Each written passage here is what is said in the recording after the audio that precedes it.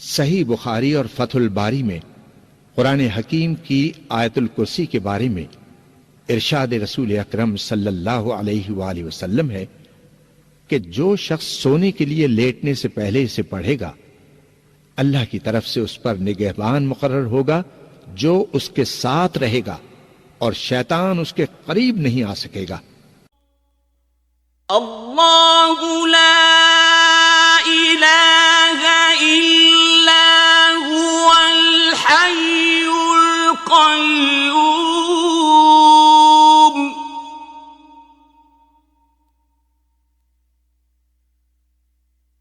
ला तअख़ुज़ुहु सिनतुन वला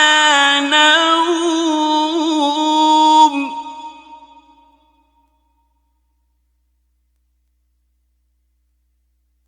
लहू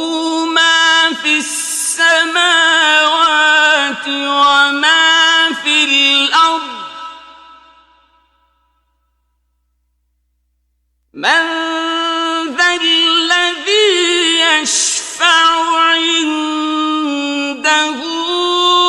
इल्ला बिइज़्निहि यअलमु मा بين أيديهم وما خلفهم ولا يحيطون بشيء من علمه إلا بما شاء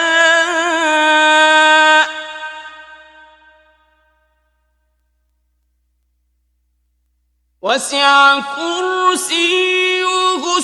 السماوات والأرض ولا يؤوده حفظهما وهو العلي